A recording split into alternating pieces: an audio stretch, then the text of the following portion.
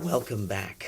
So it's our last week of class, right? You've got the chance at this point in time to view Rhinoceros, to think a little bit about Rhinoceros, and to sort of place it in the context of what we've seen. Those of you who were able to see it live at Capitol got a unique experience, right? One of the better versions of this play that I have seen performed, a great deal of talent, right, in presenting that play and in performing that play. So, a very important, right, thing to sort of be able to see, right, in person, because I think it allows us to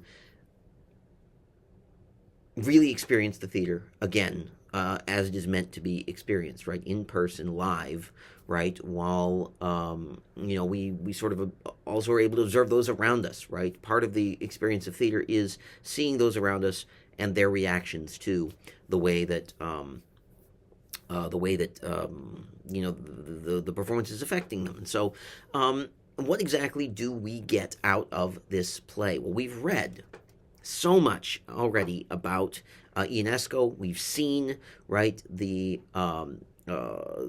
sort of the limits, the lengths to which he will go in order to make his point in the absurd, as we sort of saw in the Bald Soprano. And this piece, much more serious, right? Much more along the lines, right, again, of Genet. I really like the way that these two plays sort of frame each other. And in fact, I really like the order in which we did these. We may do this again in the future. This may be something that we do in the future, sort of have sort of a bookend, around Genet, because, again, I think we're asking the question. We are looking at the question of how do people react in both absurd situations, but also with the responsibility that they have as citizens, right? Does responsibility always keep us safe, right? And I think that we are able to, in Rhinoceros, blend, right, the existentially absurd into something that's really, really relevant, right? At the very beginning of the semester, right, when we talked about sort of the idea of the absurd, when we talked about the idea of responsibility, when we talked about making decisions responsibly, we had the idea of that Chipotle shelf, right? If everybody does what they want, just simply takes food that they want, even if it's not theirs, then eventually, right, we lose the ability to order food that way, or we lose the ability to have free access to it, right?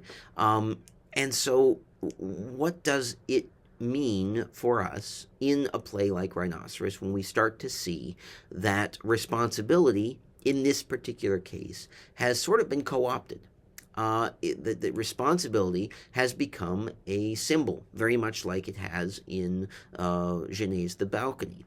That as we see people turning into Rhinoceros, we are easily able to see, I think, that most of them are not bad people, right? I don't think we look at John at the beginning of Rhinoceros and say, boy, what a bad person he is. I think we look at him and we say, what a, fuddy-duddy he is, right? Like, he is so sort of condescending, but I don't think we think of him as a morally corrupt, terrible person.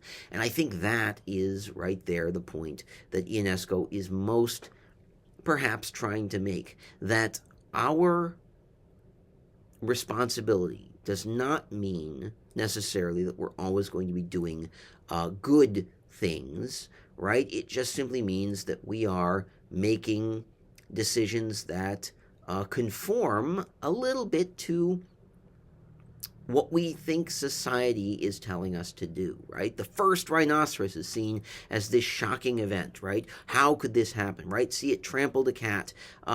It caused a lot of destruction. It caused a lot of disagreement. But by the end of the play, everybody has become a rhinoceros, except, of course, for, Berenger.